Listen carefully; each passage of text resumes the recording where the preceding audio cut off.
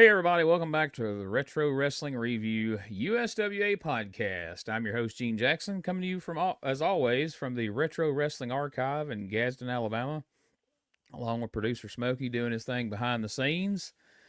And we want to mention that we are happy to be a part of the WrestleCopia podcast network. Check out all the great podcast and other content that Ray Russell provides over there at WrestleCopia.com. Well, we got an interesting show this week. It's episode number 84. But before we get into it, we need to bring on my co-hosts.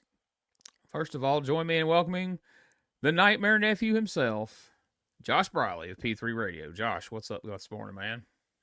Man, kind of dragging ass a little bit this morning. I didn't want to get up. My dog's on the 80s WWF diet, steroids. So I'm having to get up and down with him, but man, I'm here and I know this is going to be fun because it was a fun show to watch. Yes, it was.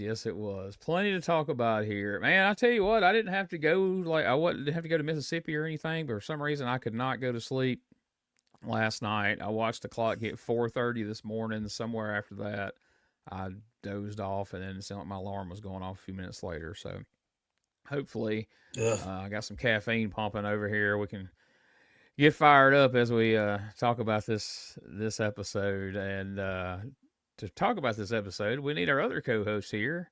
He's the owner, founder, and president of STSpod.club, and he's currently Jonesboro, Arkansas's favorite resident.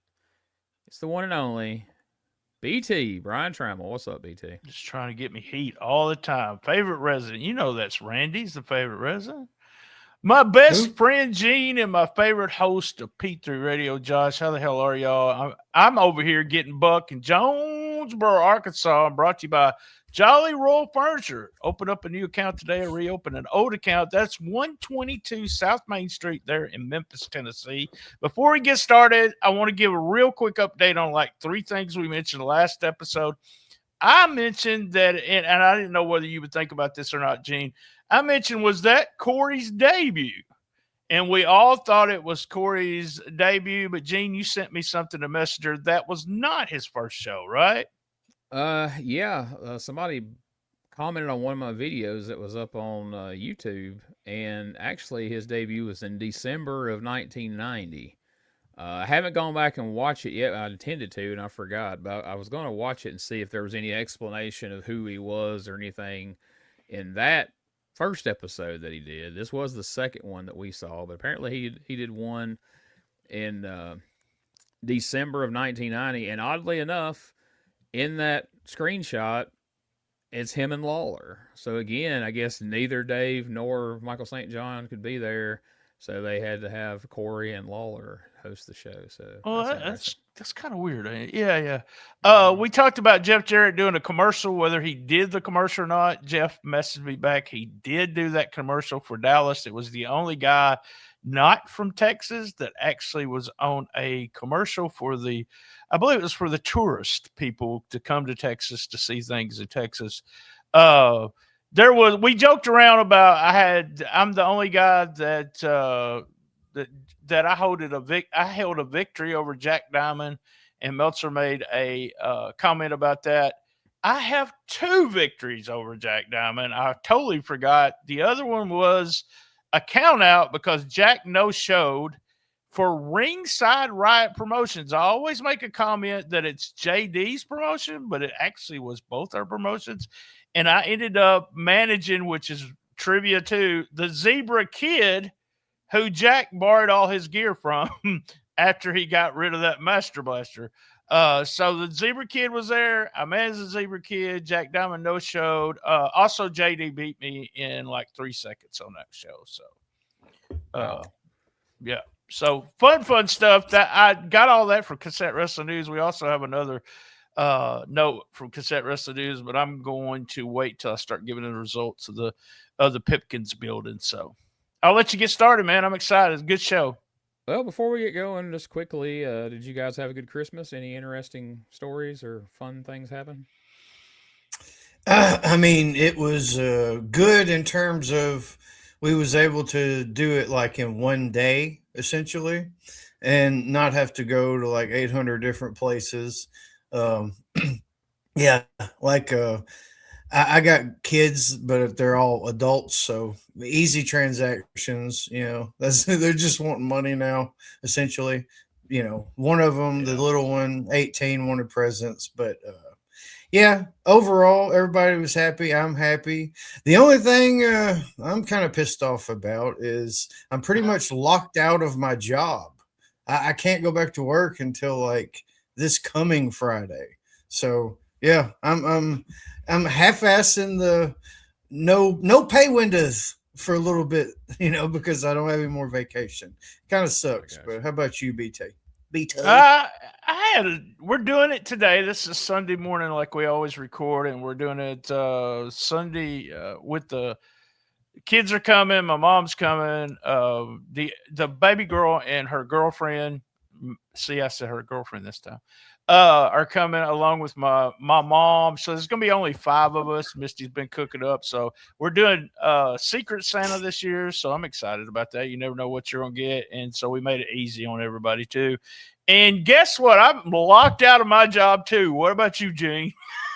Yeah, I've been locked out of a job for 3 months now. I've been locked out since the end of August. No, like second interview of the 3 process or none of that. I ain't had the first fucking interview of the process. I ain't had nothing. I got an email supposed to come tomorrow where I schedule an interview. I went through the screening process for a streaming service, which I'm kind of excited about working for a streaming service. So I get to schedule the interview, and if I do good on the interview, the guy that did my screening said I shouldn't have a problem getting it. It's not as much money as I'm making, but it's better than what I'm making now, 0. So, right. I got you. Well, good luck to you guys, man. Thanks. Yeah, we need to move on from this topic because I'm on 3.5 hours of sleep, and he'll start. I'm He gonna get sore-tailed. I'm fighting tiredness. I don't want to add depression to the mix. So we had fun last week with the Christmas show. Everybody I've heard from enjoyed it. The numbers were good, so it's not like it took a big dip from our usual numbers, which it kind of did last year. But anyway, over in USWA land, the gates have been awful. So the train is off the tracks, and there's only one man who can steer that train back on the tracks to come in and save the day and make everything right in the USWA. And that man is Ta-Gar, Lord of the Volcano. No, my bad. Jerry Lawler, that's who I meant to say. So let's, the king has been on neck injury exile for a few weeks.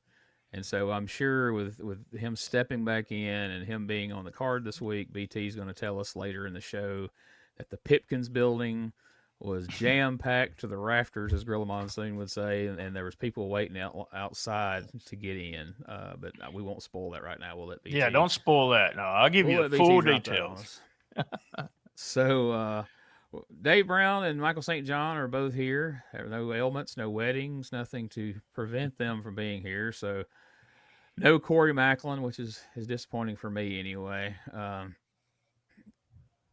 But, man, a lot going on. I mean, you talk about starting a show out hot.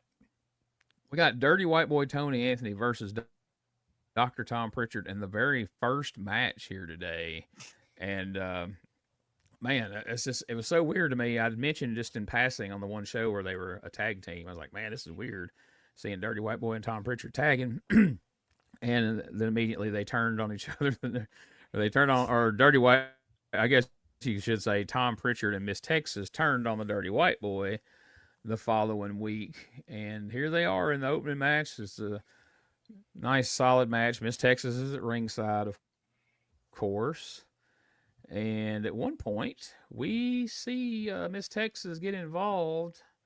And, let's take a look at what happened from there. They're trying to take it over.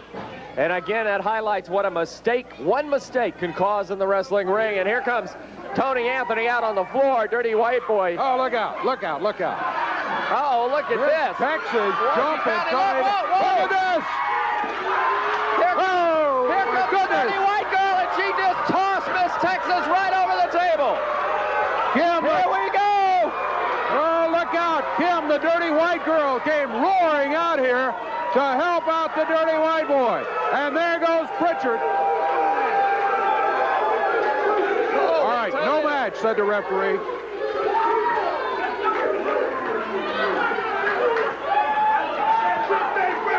Bring it right here! Dr. Tom Prichard, I knew something like this was going to happen.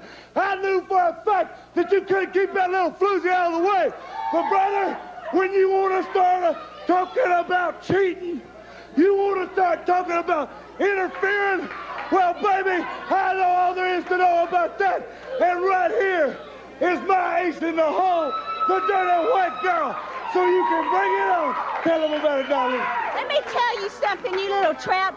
You do not put your filthy paws on him, and if you have a problem with it, honey, I can put something on you that Ajax can't take. As far as you go, Tom Prichard, you mess with me, and I got something that'll light you up. And white boy, I'm back, and it's time to kick butt and take some names. I heard that, white girl, and you heard that here, live, first. Prichard, we coming for you, baby. Dirty white boy Tony Anthony and the dirty white girl Kim is back. I'll let y'all comment first, but I got some Dusty there. That's what I was gonna say. What the fuck was this? What? I think he was trying to do Dusty, but it just come off strange. So we've seen Miss Texas push Bruno over the desk. We've seen Moondogs hurl people over the desk. We have never seen anybody get hurled over the desk the way she just threw Miss Texas. Was beautiful. Holy shit. Beautiful. That was absolutely crazy. Should have known there was some kind of weirdness going to happen, though, because Miss Texas was wearing some extremely unusual shorts. Like, they were specifically knee length and plaid and just really out of character for the outfit she was going for. Because usually she's wearing a mini skirt of some sort, but I guess she knew she was going to have to do the big whirlwind over the fucking desk and didn't want everything exposed.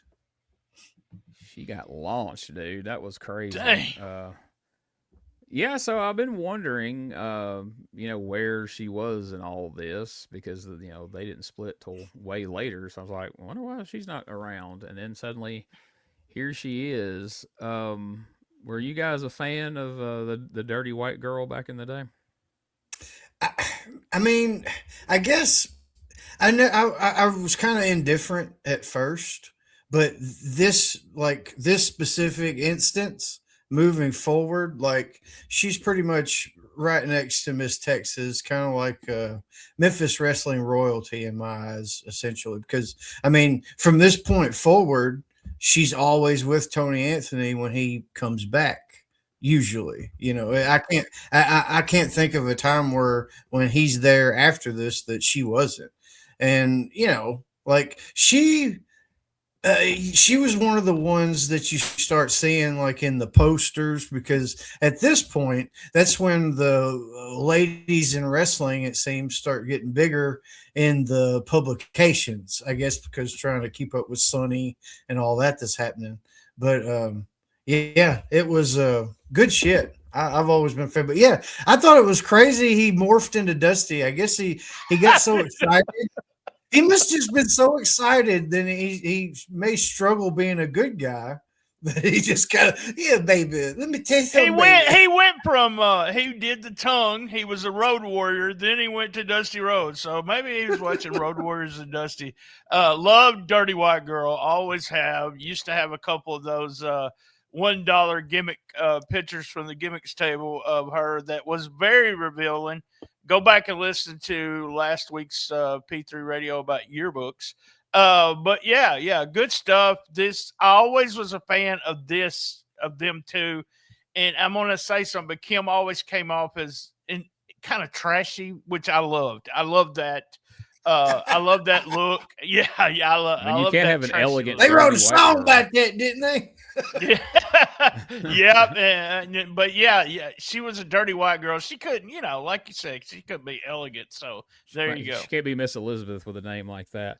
So here, imagine this: Continental Wrestling Show, Lavender Coliseum in Columbus, Mississippi. 10-year-old Gene is sitting in the front row with my buddy and his dad, and And it was around his birthday. That's why we got front row. We usually sat in general admission, but he got us front row. And boy, I'm glad he did, because here comes Mr. Olympia out, and then the Dirty White Boy comes out, and he's got Dirty White Girl with him, although at the time they were calling her Mystic in Continental.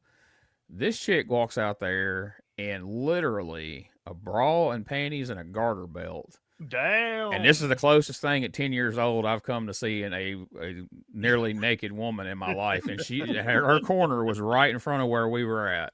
We didn't have cell phones back then, so I didn't just have a camera on me. But holy shit, I was a huge fan from that moment on. So anytime she would show up like this, I'd remember, holy shit. I mean, that was like felt like the day I became a man or something. I almost saw a live snooch. I almost saw it. I almost Exactly. saw one. Exactly. If Miss Texas or somebody had been there and she got into like a cat fight on the floor, yeah, you'd have seen everything. So, yeah, this should be fun to have her here, and she's not going to back down from Miss Texas. You know, you mentioned Sunny a minute ago. I remember later in Smoky Mountain, I was watching a show here a while back, and Dirty White Girl was in a feud with Tammy Lynn Sitch, as they called her at the time, and she was with Brian Lee. And yeah, she was. I mean, I've heard it mentioned in like some interviews over the years that Sonny hated that because Dirty White Girls just kicking the shit out of her every town they went to. So we come out of that and go to a video of Lawler's quote unscheduled return. We got the Gilberts taking on Eric Embry and Tom Prichard, and all of a sudden Tex Salinger comes down, the Master Blaster, Jeff Jarrett and Robert Fuller come in, and here comes Lawler to make the save. I didn't clip this because it wasn't anything spectacular, just Lawler coming in through a couple punches, but you know, Dave and them put it over. It's like, oh, it was this unexpected return, and like it was glorious. But yeah, that's how the crowd was Lawler really loud, Gene. I'm sorry to talk over you, but 340 people, like we said last week. But I thought the crowd was loud. It looked like more than was there. The way they did the camera, where Lawler was standing at the very last part of it, I was like, damn, that's loud for 340 people. But yeah. Well, they've got it as dark as possible in there, where you really can't watch it on TV. If you didn't have these results to read, and they didn't back then. Unless you were reading the Observer, and that was a small, you know, very small percentage of a percentage. It was hard to tell. It was dark enough in the arena, but it was like you say, it was so loud. You would have thought the place was sold out the way it sounded. So after that, Eric Embry comes out, and he's got a new ally, Carl Stiles. Now, for people who don't know who Carl Stiles is, I mean, he worked a lot in Portland. I think is where he did probably the most. And then, of course, he was in Smoky Mountain. He was driving around with Dutch Mantel on those segments of On the Road with Dutch. On the Road with Dutch, which was fun, but just because of Dutch. Here in Memphis, the thing that always sticks out in my mind, and we act like we've never seen this guy before, when, you know, who's this? Lawler's like, who's this fucking clown, you know, and all this, but the big to-do back in 87, when Lawler and Bill Dundee won the AWA World Tag Team titles from the thrown together team of Doug Summers and Soldot Houston because Boris went to the WWF. What a huge deal. They're new World Tag Team champions. And like a week later, maybe two, but I want to say it was like the following Monday night, they dropped the World Tag Team titles to the tag team of Hector Guerrero and Dr. D. And when I heard it on TV, I was like, holy shit, David Schultz is back and has won the tag team title. And then they come on TV, and it's just this jacked up dude in black tights and a black mask. Well, that was Carl fucking Stiles. He was World Tag Team Champion. That's still to this day blows my mind, because I haven't seen this guy do anything that I found really entertaining, or he wasn't a bad wrestler, just he was so vanilla. I mean, do you guys feel differently about him? What do you remember about him? No, I have some notes for this, actually. I put that he has the charisma of Jerry Lawler's neck doctor. Like, he's so just, like it. He would be good for like advertisement purposes. You put him on a poster or so, that's where he functions best. But like actual results, he just, like you say, it's not that he's just like a horrible wrestler, but it's just he's in there and it's just not a lot going on. It's kind of, he puts you to sleep basically watching a match. Now, Gene, I do have an explanation why Lawler didn't know who he was. All right. It's because Carl just stood around backstage with that mask on all the time. He learned that from Chris Frazier. So Lawler never knew. Chris Frazier kayfabe in effect. I hear you. That makes sense. I feel the same. Carl never was a big deal to me. He was a better big deal in Portland, and they pushed him really good. But just a killer, that's kind of what because he was so muscled up. But there were so many other guys at the time, so much bigger and everything. I saw some pictures of Carl Stiles, I guess about 6 months ago, and he's still in fantastic shape. So for a guy his age, but my favorite stuff with Carl Stiles was always the stuff with Dutch. And Gene, you may have an explanation for this. When Eddie does a promo, he says something about cousin Carl and calls him something else. What was that about? I'm trying to I think it was Portland, where when he first brought him into Portland, he come in with like overalls and they called him Cousin Carl. Maybe. And then it became Cousin Carl Stiles, and then eventually he dropped the overalls and the accent, and it was just Carl Stiles. But yeah, I was flipping around on YouTube about 2 weeks ago, and they're like, Cousin Carl. I'm like, I wonder who the hell that is. And then here he comes, like, oh my God, Carl freaking Stiles. And he has a fake eye too. That's one of the things that they do. He has a glass eye. I say fake eye, but he has a glass eye. Oh, that's glass eye, fake eye.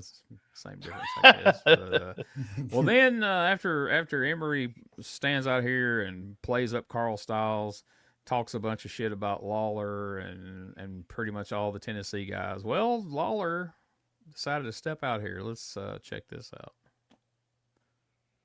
And he's got that belt in hand. The crown's on his head. The king is here. Oh, as you can see, I'm not in a wheelchair, Eric Embry.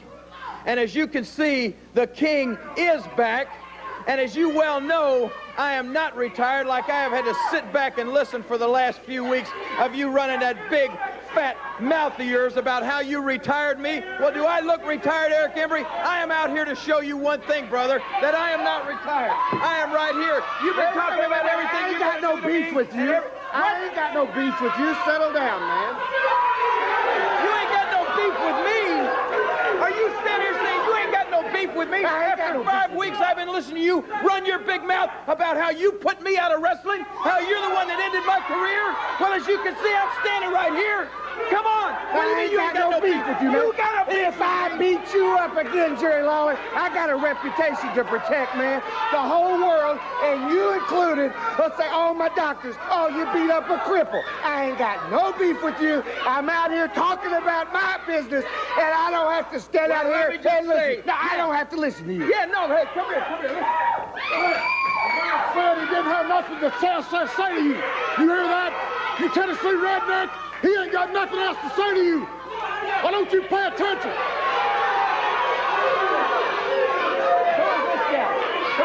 This is Carl Stiles, his new partner. Your name is Carl Stiles, is that right? You got that. Well, let me introduce you to the king. Look at that.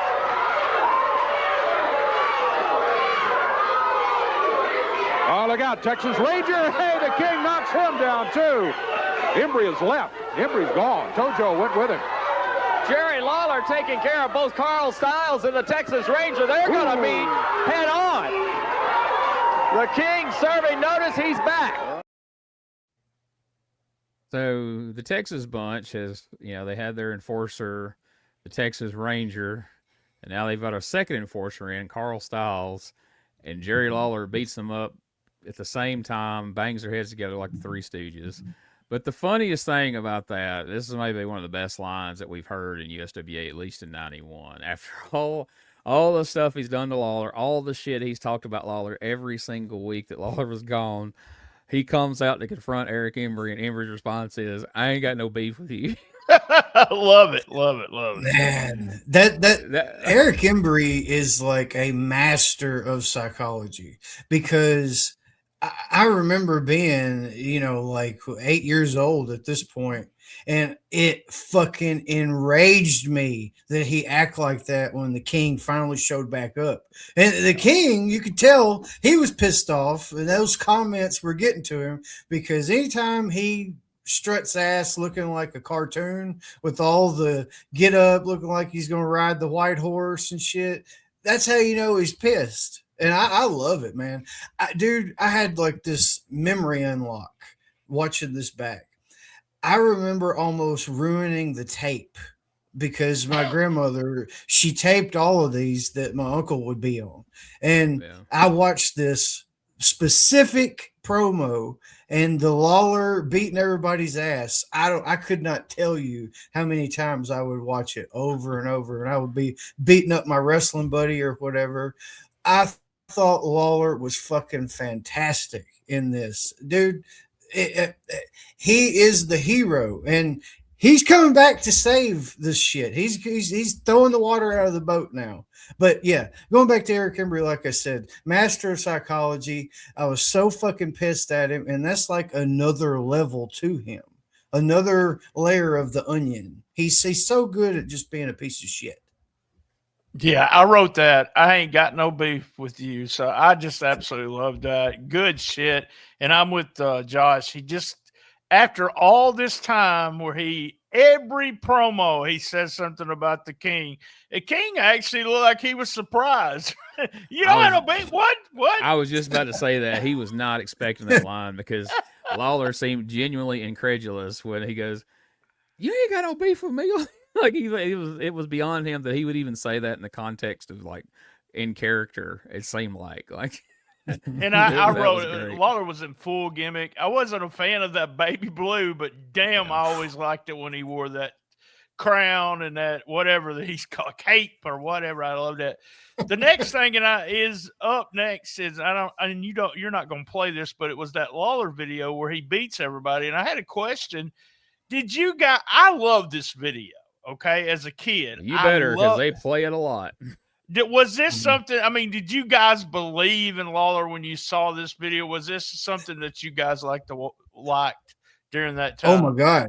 And another one, like the first time I remember seeing it was Lawler versus Terry Funk this same year back in, April or whatever. That's the first time I saw it as a kid. And same situation on that Terry Funk show. April, whatever it was, I damn near wore the tape out because it shows Lawler whippings. It's like wrestling history before your eyes. Yeah. And I was so nerdy, dude. I ate that shit up. Went to school talking about Jerry Lawler could whip this guy's ass. He can whip this guy's ass. I ate it up, dude. I did too. That video was proof that he was the King, y'all. That's all I can say. That's the way I felt. And I know Jerry, that's what they were trying to do, but I just loved it. Yeah, as a kid, I remember the first time I saw it, like in the 80s, and I'm like, that guy was there? That guy was there? That guy came to Memphis? What? I didn't know that. Right. Because back then, the only way you would know it is if you watched it at the time or if somebody told you, like an older person told you, because there weren't wrestling history podcasts. The only thing you could do is order like old back issues of magazines and stuff to learn that kind of thing. So, hey, yeah, I was on really that impressed same with it vein, the first few times I saw it. I don't want to cut you off, Gene, but on that same vein, before the internet, the only way that I knew, and Richard both, we knew about the whole Joe LeDuc picking up Lawler and throwing him out of the ring and hitting the table and all that. Like, his uncle described that to us to a T.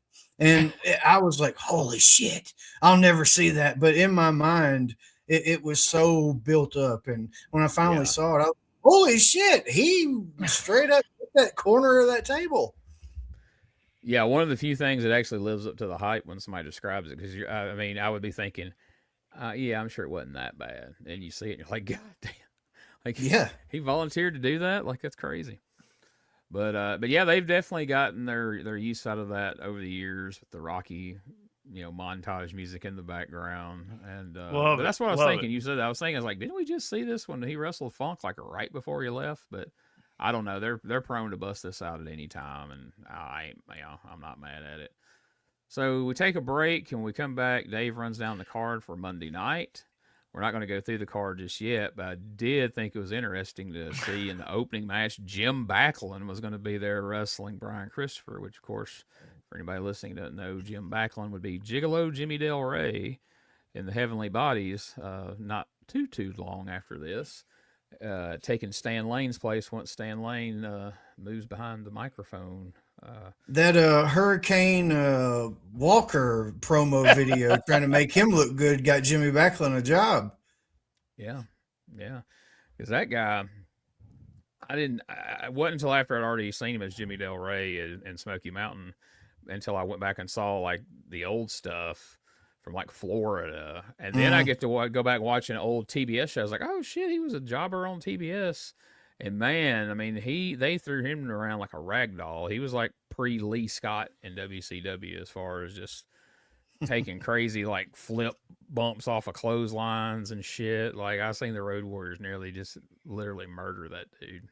Yeah, but the whole time, even as a kid, I'm thinking he's more than this. He's going, and then there he was.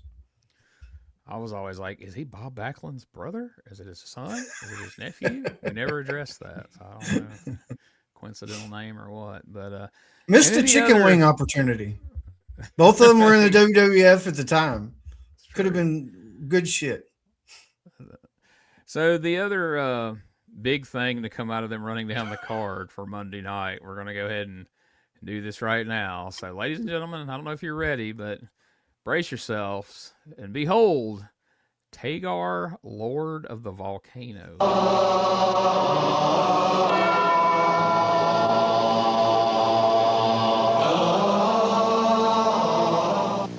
I have roamed the galaxy in search of battle.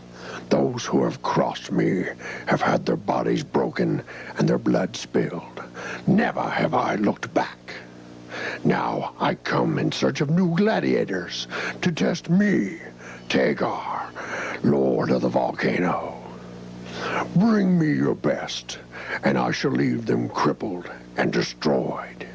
I shall invoke the power of the volcano or the fire of lava.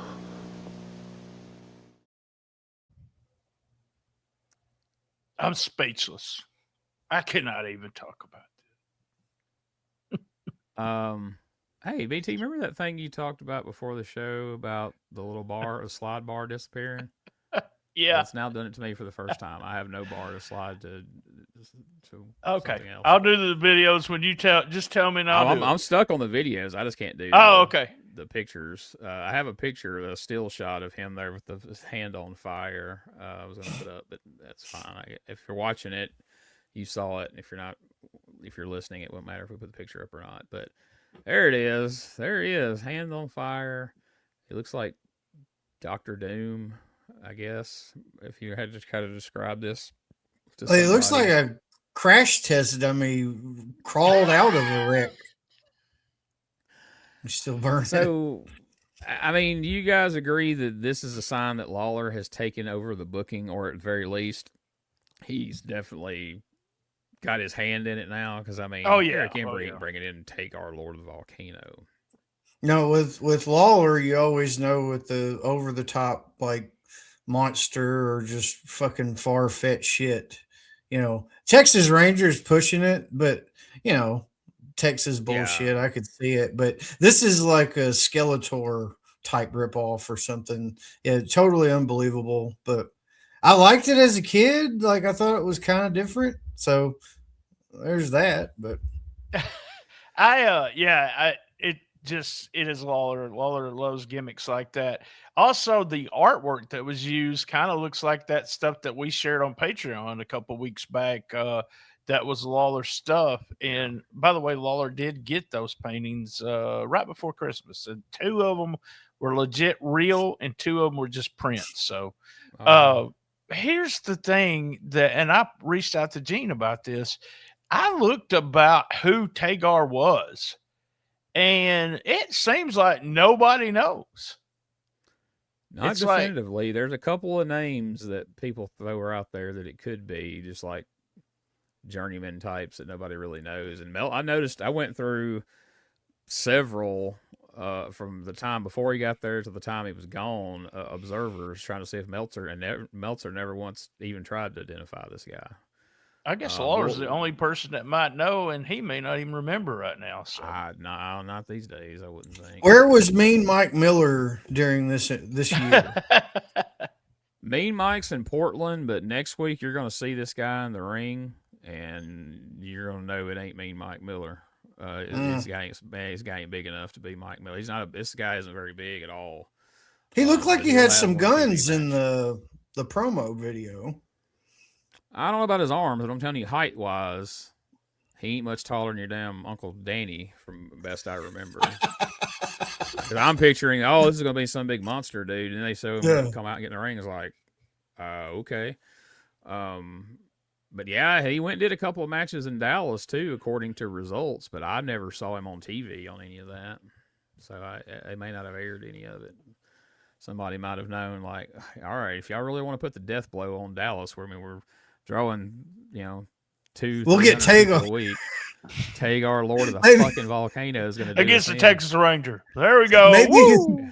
they were hoping he'd burn the fucking building down with that fire. God, that was horrible. So I can see as a kid, though. I mean, I was 87. I was in college, so I thought it was shitty. But as a kid, I was like, I could see where Josh was going. Hey, this is cool, Yeah.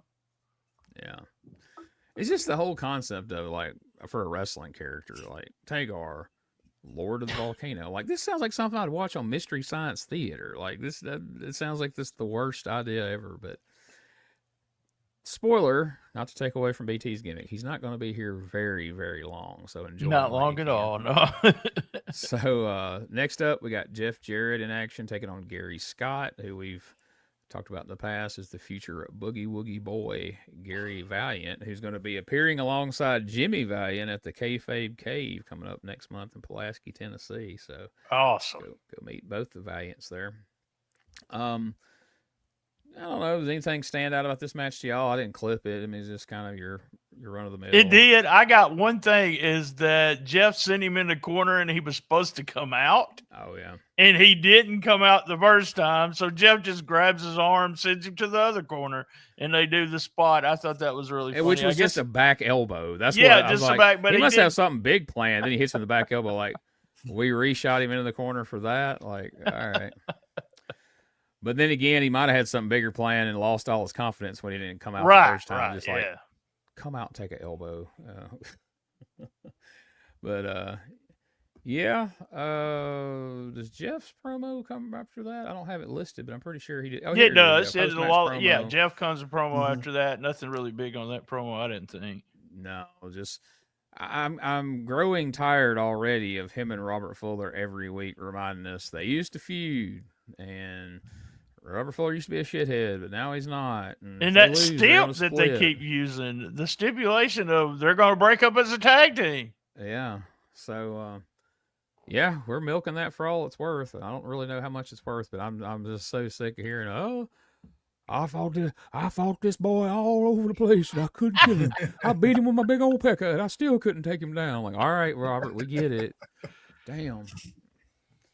Then we get the television wrestling debut of Carl Stiles, and somebody back there went, who can we put Carl Stiles in there with that can have a great match and really make this guy, who's really not all that impressive, look good? And we come up with Chris Frazier. And again, nothing wrong with the match per se. It's just vanilla. We just get, it's just a basic match, I don't know. I can't even really name anything. I mean, he had decent looking suplexes, power slams, and there's nothing wrong with his work. There's nothing wrong with him, but it's just, I don't know. I've never, anytime he's popped up on my television throughout the years, I'm just like, Is this All did Embry do the commentary on this? This is where he said he talked about Doug being pile drived. Yes. Yes. This is where he talked about that's the reason Doug is crazy. Is because he got pile drived. Yeah, he pile drived him. And he had the comment. Dave was commenting on the illegal tactics, and he informed Dave that this is fighting, man. Nothing's illegal. Yeah, I wrote that down too. I think he even said on that comment about Doug, he even said something about pile driving on the floor, and he's been a goof ever since or something. I think he's off his meds or something. He said like the second or third time he's called him a goof, and I'm like, man, it was fighting words. It is. But anyway, Carl Stiles is here.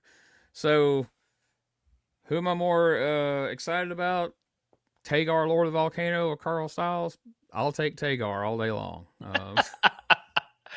The only reason I like Stiles better is because of Dutch. And other than that, I never, that stuff was so funny to me. Next up, we get a promo from Tex Salinger. And it's going so well, Eric Embry decides to interject himself pretty quickly into this to remind him that the eyes of Texas are upon him. If anybody's a fan of the old Walker Texas Rangers show, that line should have rang some bells for you. But now on this week's show, Fuller and Jarrett versus Tex and Master Blaster, losing team must split up. And where's the Master Blaster at? I'm not going to spoil it, but we do have something in results where he's at. So, or why he left, put it that way. Now, I still can't get to the pictures, BT. And do you see a side by side involving Tex Salinger there? Two pictures together. I hate this. It did me that way. It's never done that, and then no, that's definitely not.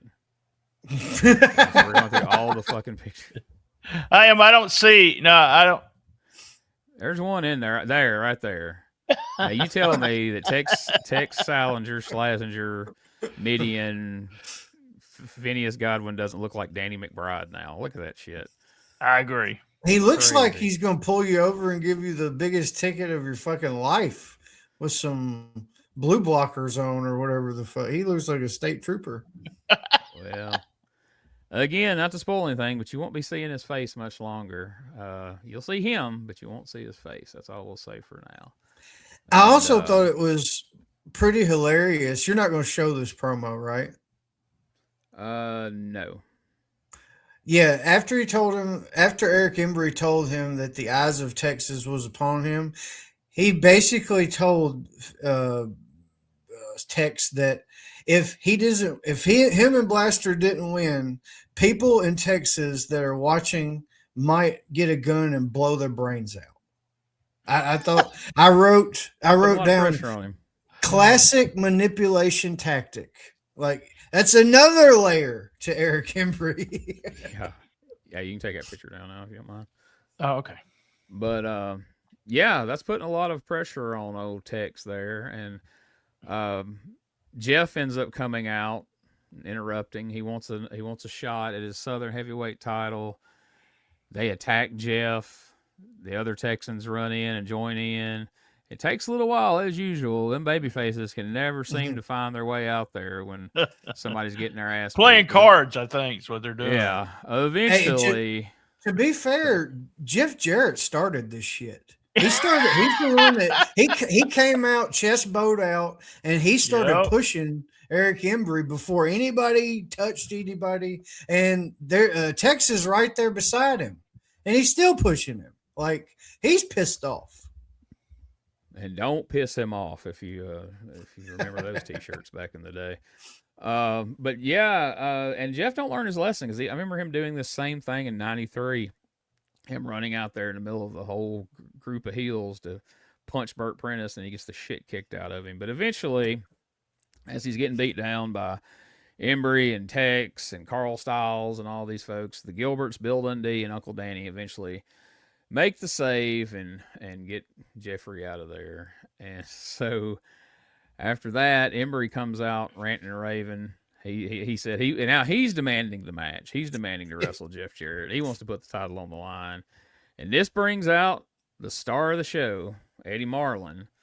They end up beating down Jeff Jarrett again. And Eddie Marlin comes out and he says that he's officially signing the match for the Southern Heavyweight title, Jeff Jarrett versus Eric Embry. They're adding it to the card, as they like to do here on the show. And Jeff pushed the star during this exchange. Did you guys see that? He was so fired up. He pushed Eddie Marlin, and fucking Eddie Marlin pushed his ass right back into the arms of Uncle Danny. So I can imagine Jeff being 10 years old, not doing what Grandpa Marlin says, and then him just opening up a big old can of whoop ass on him. Hell yeah, you don't push Paw, by God. As I was sitting in the chair, not able to sleep last night, I was looking around at some stuff on YouTube, and I come across this clip from 1988 where the Rock and Roll RPMs are wrestling Bill Dundee and Todd Morton for the tag team titles. And I don't know where the footage was from, because they went to, I think he said it was like Lewisburg, Tennessee or something like that. They just happened to have a camera there. And so they do like the shooting out of the corner, like do-si-do spot, but it gets all screwed up. Dundee does a crossbody on Mike Davis. Tommy Lane ends up laying out Todd Morton. The referee's face down through all this, and he manages to crawl over, never looks up. He just has his head down, 1, 2, 3, and both, you got Morton's shoulders getting pinned over here, Mike Davis's shoulders getting pinned over here. Tag team championship match. Now, guys, if you were Eddie Marlin's position and you had to make a ruling on this, how would you handle that? What would be the obvious choice here? Who's the good guys?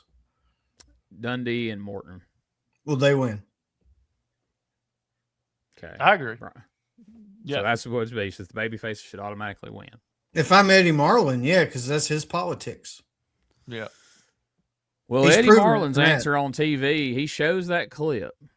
And he said, Dave, after watching that clip, I think there's only one reasonable solution to all this. We're going to have a tournament. What? They fucking have a tag team tournament because of that finish.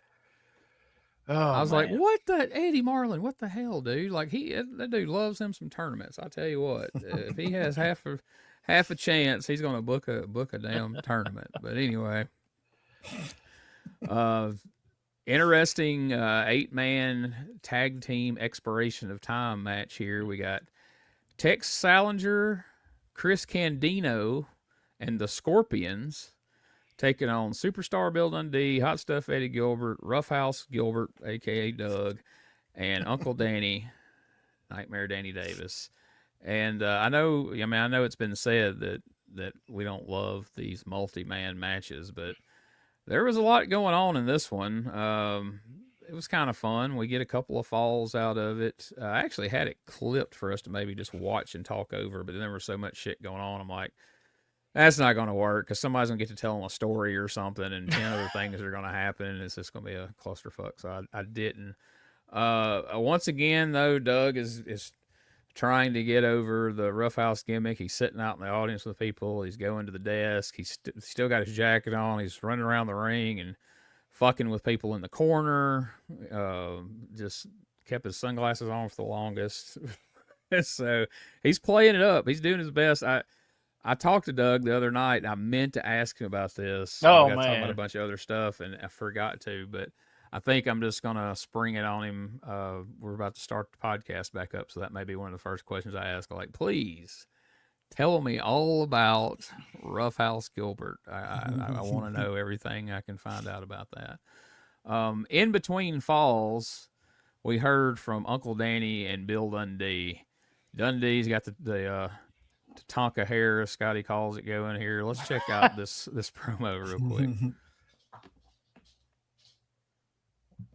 Well, here's Danny Davis and Bill Dundee arriving now. You know, Dave, Nightmare Danny Davis is not a man to cry about anything. But let me tell you something, Chris Candido. You've made it known all through the USWA area that you would like a shot at what Danny Davis cares for the fans. This belt doesn't belong to me. I wear it around my waist because these fans put their faith and trust in me. They know I'm a people's champion. Well, anytime you think you're bad enough to take it, you just bring yourself on down because I don't back down from nobody. Oh, yeah, well, just a few minutes ago, you got lucky. I had you rolled up. I had you beat. And your tag team partner hit me in the back of the head with something. Well, let me tell you something. You're not going to have him this week. And anytime you see me, you better be looking out because I'm fired up, baby. That's right, Dan. Now, I don't know who this guy is. That's an impressive piece of video. I got to give you that, brother. Well, everybody can have an off day. Everybody can be beat. And our Bill Dundee has had an off day. But we all know why he's had an off day. I was worried about my son, Jamie, getting him back on the right side of the fence, and I've done that. Now, Jeff Jarrett wants to be the Southern title holder so bad he can taste it. Jerry Lawler wants to be the world's champion so bad he can taste it. Well, anyway, brute. Well, when I got there, he turned out to be just a puff of smoke. And I had a little fun with him. And I beat him. And that makes me a little further up the ladder. Well, Mr. Ta-Gar, whatever you call yourself, king of the mountain, king of the volcano, I don't know nothing about you. You got great big arms. They're probably as big as my leg. But that don't make no never mind. I got to get back up that ladder to get a title shot at anybody. Well, right now, brother, I'm going to use you as a stepping stone. Now, if you win fair and square, I'll be the first guy to jump up and shake your hand. But if you don't, brother, you're going to be in for a night of wrestling.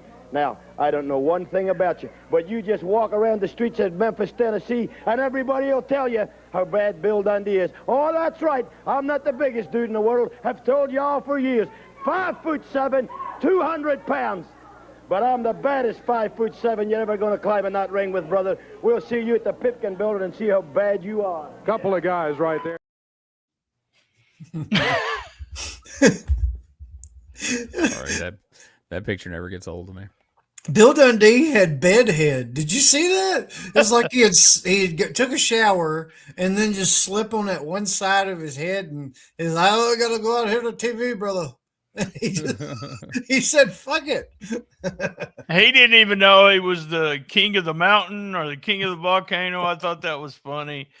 And then, you know, you was talking about the 8-man tag. Was it 8-man tag? Dundee got heat like crazy on him. They didn't even do no hot tag or anything. Just all of a sudden he pins one of the scorpions out of nowhere. Body slam, knee drop. You're done, brother. I know. It almost seemed like he got mad and did that. Like it was so abrupt. Like I said, there's no hot tag. There's no comeback. He just he tried to get him to switch out with Candido, or he wanted Candido to stay in, but Candido tagged and Scorpion went ahead and forced Candido out. And you can see it on Dundee's face, like he wanted Candido in there, and so he took he dropped down and punched him, did something else, and Dundee just shut that shit down and and pinned him. And pinned him, and then that was it. Old dude was holding his head as he went away, and I don't think he was just selling. I think there was a little more to it. But yeah, Dundee just abruptly takes the first fall after having heat on him forever, it felt like. And then in the second fall, there's a big melee, like a big skirmish, and you hear Michael St. John like, "I think Nightmare Danny Davis got pinned in the middle of all that." All I could hear was me, Mom. So. When Davis got pinned, that's all I could hear. By the way, Doug and Eddie had a promo, and we didn't clip it, but if you want to go back and listen to it, it sounds like Eddie might be shooting on Eric Embry, calls him a scumbag, you don't have the guts, all kinds of stuff. You're the just line like, about you say things behind people's back that you won't say to their face. Yeah. Like that's got to be a shoot because Embry's talking all kinds of shit out here on camera. So, I definitely thought that. I started to clip it for that reason, but I'm like, well, it's everything else about it so similar to the other ones we've shown the last 2 or 3 weeks. I opted for the Dundee and Uncle Danny instead. But, yeah, I think so. I think that was definitely some foreshadowing that things are not going well. And you know how once Eddie gets ill enough that he's starting to say things in promos that he shouldn't necessarily say, the writing's on the wall at that That's point. what I was going to say. He's close to on his way out, so he starts getting pissy. And we know that Global's coming together, and eventually he will be going there to book Global. But anyway, there was no time for a third fall because they let everybody cut long promos in between.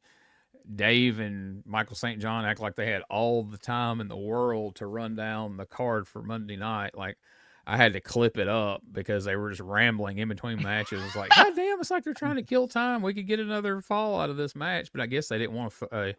They just wanted to keep it. They wanted to end it on an even keel, where nobody had the advantage. So that's probably, I assume, why they were dragging this out. But I guess right now we're going to take I went in and out. BT, I've got this thing working again, but you'll have to tell me how to do. Oh, you had to go out. Oh, I've got it. Yeah, I had to. I exited the studio and come back in during that promo, and that's how I had to do it. Yeah. So anyway, let's take a quick commercial break, and then we'll come back and look at the card for Monday night.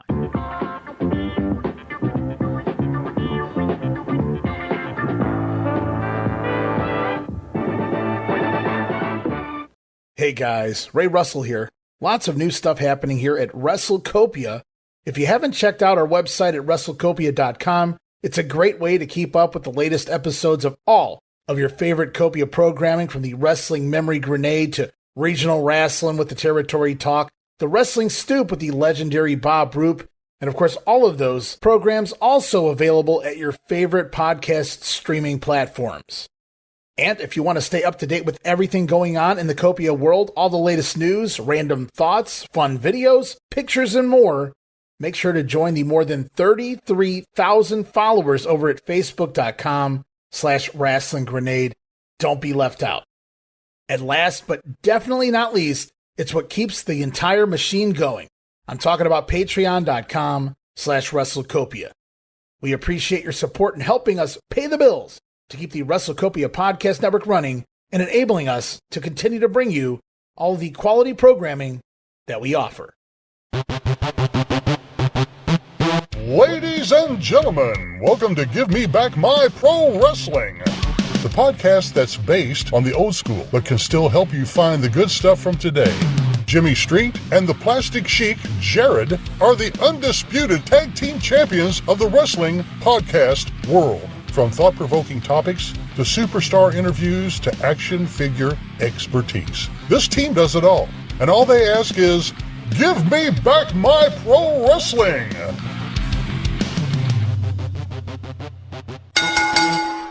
Every other Thursday, wherever you listen to podcasts.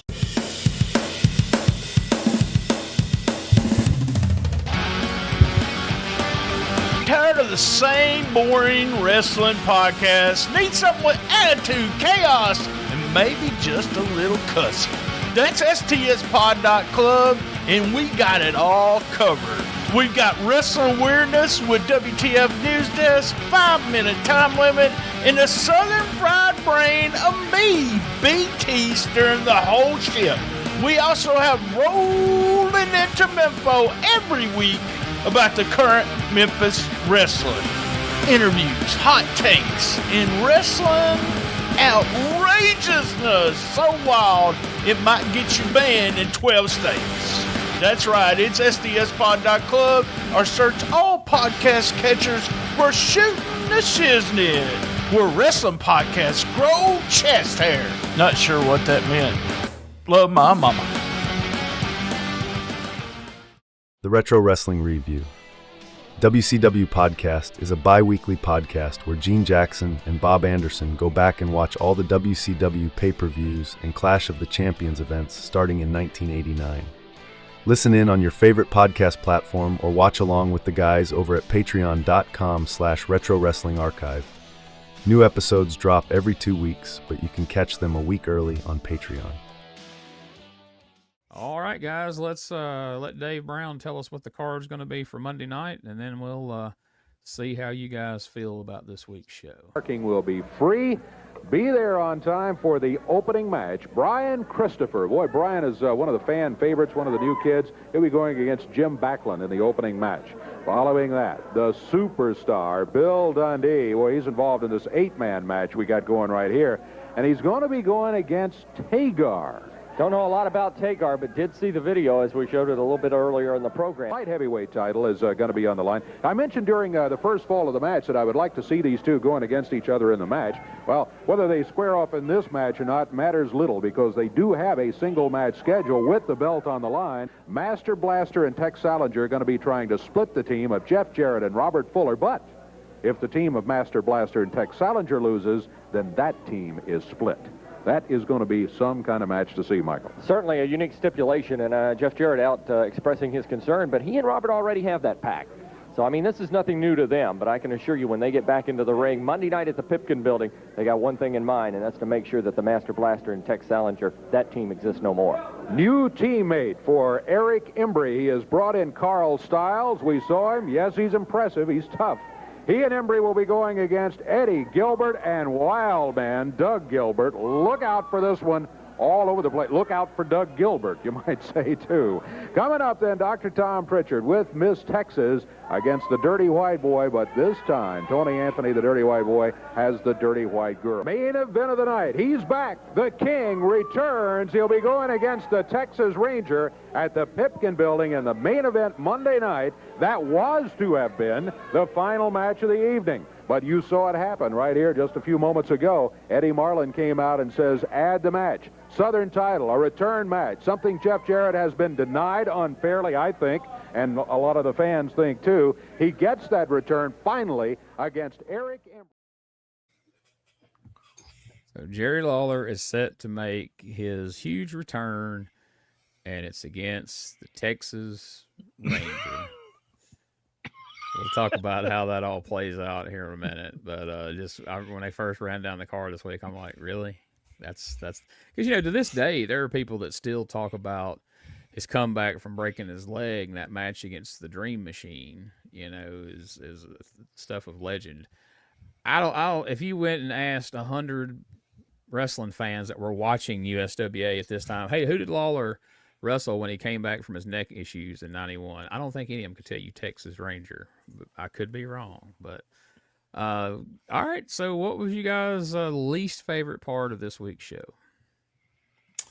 I have to go with Carl Stiles. I mean, it's just like you said, it was laborious to watch.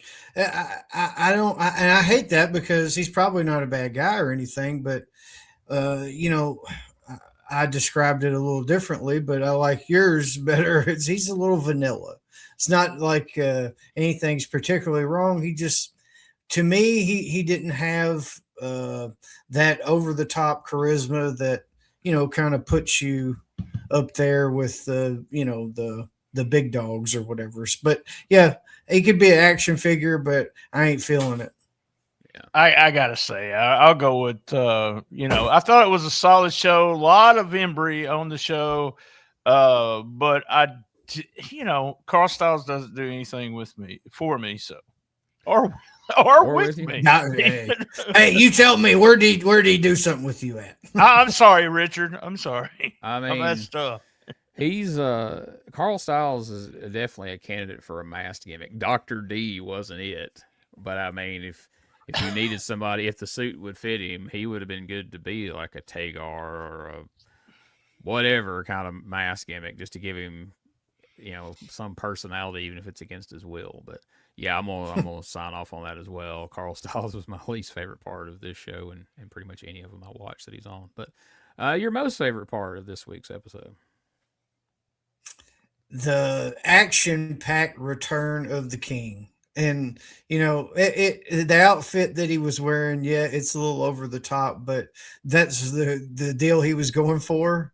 Cartoon King. He's going for way over the top in this one. And like I said, I damn near broke the tape. I cannot tell you how many times I held up my Ultimate Warrior wrestling buddy and literally said what he said. What'd you say your name was, Carl Stiles? Well, let me introduce you to the King. bam. Oh my God, just great shit, man. And the crowd in the studio, that popped the hell out of them as well. A really, really high energy moment, and I can't wait for him to beat the old Texas Ranger out of that mask. Rob sent me, our guest last episode that we did, sent me a message about the Carl. He said something about like the King slapped the shit out of Carl Stiles, but and I was like, I don't know what you're talking about. I haven't even watched it yet because we was doing the Christmas thing. I do like the Return of the King, but man, I got to say I marked out for the return of Kim, the dirty white girl. I love what she did with Miss Texas, and seeing those two guys in the ring against each other. I just love those two guys working each other, both so good. And then having Kim part of it, that was my favorite part. Yeah, that's what I was going to say. Starting the show out hot with a match like that I think was a good call, because we very rarely see any really solid singles matches on TV these days. So to start out with one that's actually got heat on it, and then the added bonus of having dirty white girl come up there and just hurl Miss Texas over that desk. Because most women, that size are going to kind of back down from Miss Texas. Well, she came out immediately, let it be known, come out to the Pipkin building, you'll see me whip this bitch's ass some more, basically. So yeah, good stuff. I did like the King's return, and the fact that he let us know right out the gate he whipped up two guys, one of which he's going to be wrestling Monday night.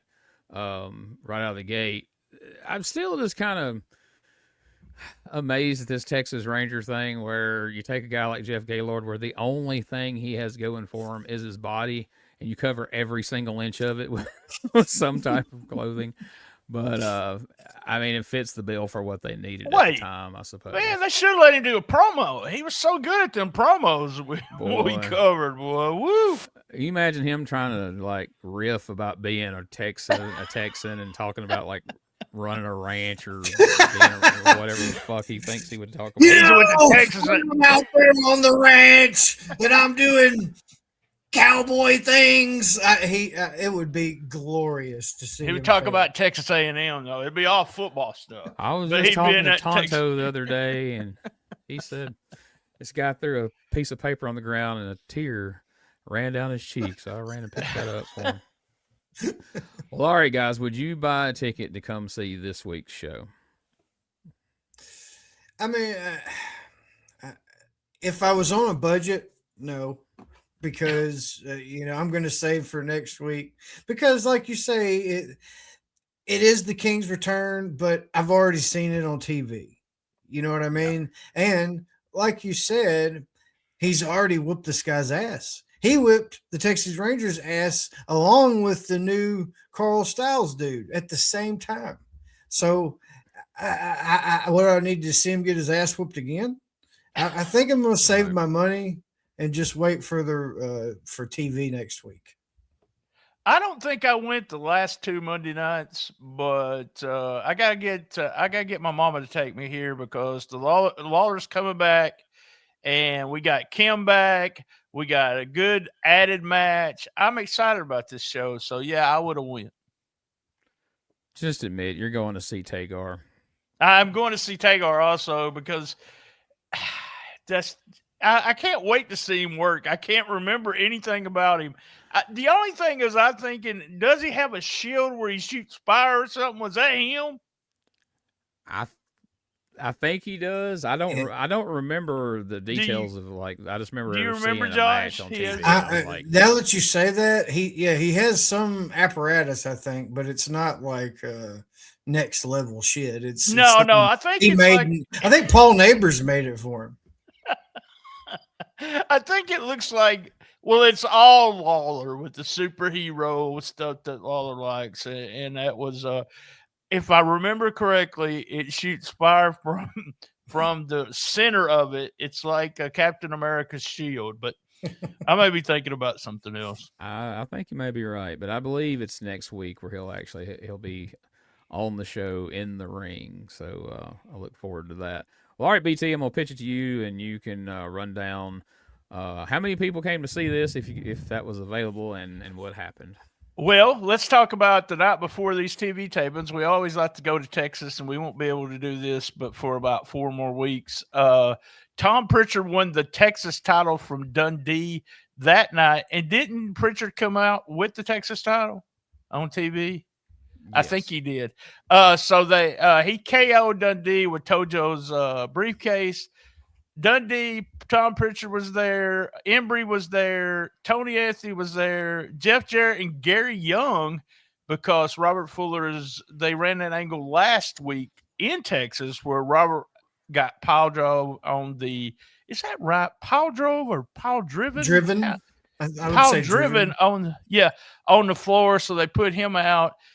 They beat Master Blaster and Tex. That's Master Blaster's last match. Well, okay, let me take that back. That's Master Blaster Jack Diamond's last match in USWA. And Sweet Georgia Brown, Miss Texas, was also there. They ran a long angle where it was Jarrett and Embry, kind of what they were doing here, but they were arguing, and they ended up fighting back and forth. They had 4 people jump Jeff, but he ended up chasing them all away.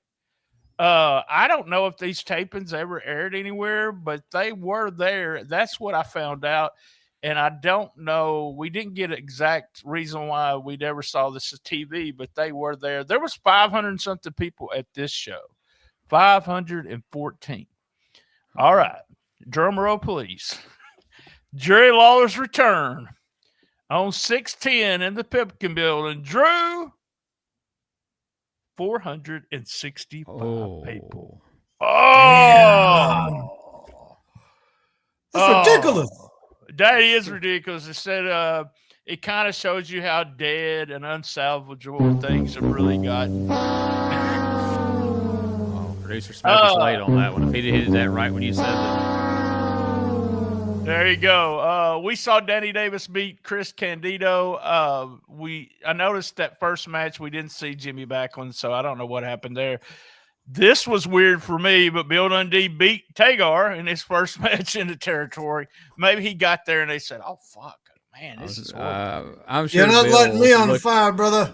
I'm sure Bill took one look at that gimmick and like, "No way, brother. King of the mountain. Way. You ain't the king of the mountain." Tom Prichard, it was a double disqualification against Tony Anthony. That doesn't surprise me. Both Dirty White Girl and Miss Texas interfered. Eric Embry and Carl Stiles beat Eddie and Doug Gilbert when Miss Texas sprayed her hairspray in Eddie's eyes. Yeah, he might be on his way out there. Jeff Jarrett and Robert Fuller beat Tex and the Executioner. Okay. So Jack left, and Gene and I are working on some Cassette Wrestling News episodes for our Patreon. On the very first episode that goes in 2026, Jeff Osborne also talks about that he heard from me, and Jack Diamond's gone from USWA, and Jack had lost 16 pounds during his time with the USWA. And got paid hardly nothing, didn't have enough money to eat, didn't get to work out. It's just horrible. So Jack's gone. So they kept the tag team titles, and they didn't split up. Surprise on that one. Lawler then beat the Texas Ranger, and Embry beat Jeff Jarrett by DQ when Jeff hit the ref. So there you go. That's the Do results. you want to know who the Executioner was that teamed with Tex Salinger? Who was it? Mark Kyle. Killer Kyle from Smoky Mountain and WCW TV jobber Mark Kyle. So, oh, wow. Cool. I didn't know that. But, yeah, he does. Rob sent me something, and he said he thinks that Sweet Daddy Falcone? Is that right? Was Master Blaster after this. Worked in as Texas, yes. Yeah, according Texas. to the Observer. Yeah. Yeah. When that dude quit, they just threw the mask on Falcone. So, well, I should have spliced together and made a little tribute video for Master Blaster. You know, leave the memories alone. His long run here in USWA of what was it been, about a month, 6 weeks, something like that? Yeah, he hit Texas every time, so he was on the loop and had some. Like I said, Robert Fuller was a big fan of his, so Robert wanted him to stay and be part of it, but he just couldn't do it. Couldn't do it when you're not making any money and losing what weight you did gain to look good. So, I mean, you know, it's got to be a bad situation because, like, there's so many guys that do, you know, outlaw shows for no money, and they do it just to work. And this is actually on TV, but it's one thing to do an outlaw show 10 minutes from your house for no money, but to go do this big loop every week for no money, it's a different. That's what I was going to say. He ballgame. still worked, you know, he still wrestled on these little independents and always carried championship belt into the bar with him. But, you know, it's not something that, you know, you can make a living at. If you're not making a living, you can't get better. You can't, you know, there's a lot of stuff you can't do if you're not making enough to survive on. And Jack, you know, Jack was like me. We pretty much stayed in the same area our whole life. And then all of a sudden here he is on the bus to go to Texas. And, you know, it had to be kind of a culture shock or a being homesick because he wasn't returning home every night. But yeah, wasn't a fun time. He got some experience and he had some fun stories, but, of things that they did on the bus. So, we'll have to use that for Patreon, but yeah. There you go. Good stuff. Good stuff. All right. Well, that covers the episode. So let's do some plugs right now. BT, what's going on over at stspod.club this week? We just finished episode 1013 that was rolling into Memphis 253. The Derek King retired about a year ago, guys, and guess what? I think he's back. He started a fight on television this week. Fun stuff at the very end. I want to put over something real quick. And this week on stspod.club, Gene and I will be doing WTF. Also our CWA show from this past Saturday. It was part of one of the biggest angles of Memphis wrestling history. Subscribe to Patreon, listen to that. And we also got one coming this Saturday. I always call it a ride along. I actually wrote that. It's the ride along. And it's the Lawler Dundee match from July 1986. We talk about that. I want to put over the Regional Wrestling Podcast with my old buddy, and that's on WrestleTopia, right? My old buddy Steve Crawford talking about ICW wrestling. If you don't listen to anything else except for us on WrestleTopia, it's fun to hear about. ICW was odd. It was a really odd promotion. They had a year there where they had so much good talent and they were making some money. And then it just went to shit when some of the people left. But it's a regional wrestling episode 119. Finally, Gene and I doing WTF, but we're also going to give you the 2025 What the Fuckinator. So What the Fuckinator will be announced for the person that had the most mentions on the show. And we had to disqualify Tony Khan and Dave Meltzer because we talk about them too much. But we do have the What the Fuckinator coming. There you have it. That's what's happening over at STS Pod. Let's talk about this week's edition of P3 Radio. All right, let me get hold on. I'll hit my shiznit in just a second. P3 Radio is with Josh and Richard. It's the podcast that always talks about videos but never gives you links or the descriptions. Also, it is the show that Richard always talks to Josh about the mistakes that he makes. So, Chris, let me start here's the shiznit minute. Chris Peterson, one of their high school childhood friends, joined them. He's always an asset to the show. I really like Chris. Very smart guy. Later on in the episode, he talks about Jim Jones and Kool-Aid. I thought it was hilarious because they didn't use Kool-Aid. They used Flavor Aid. And Kool-Aid got that joke that you did about everything was really funny, Josh. And Jim Jones also, and I didn't know this. All right, you guys know he had sex with all the girls in the cult, right?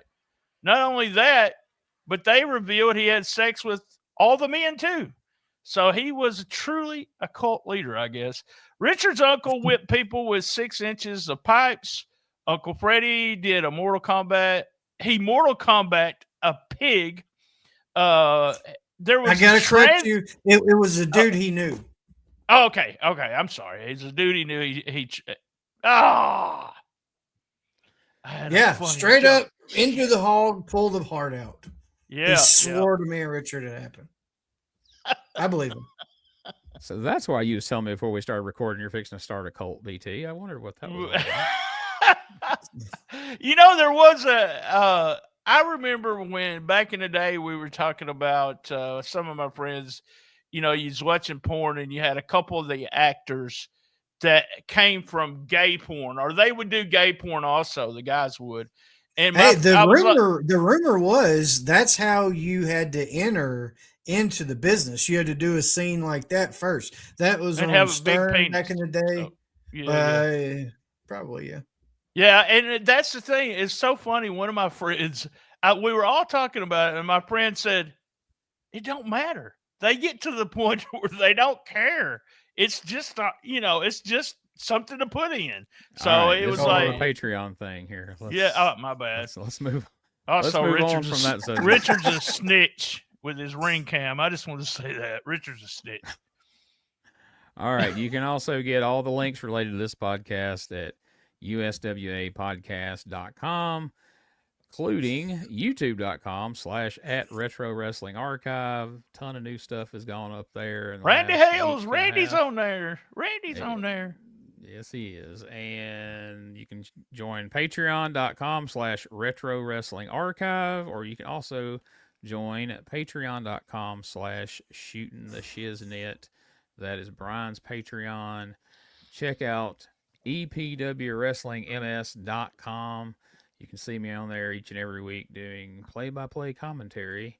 Also, check out my Substack at substack.com/retro-wrestling-archive. That @ should be there. I got to fix that.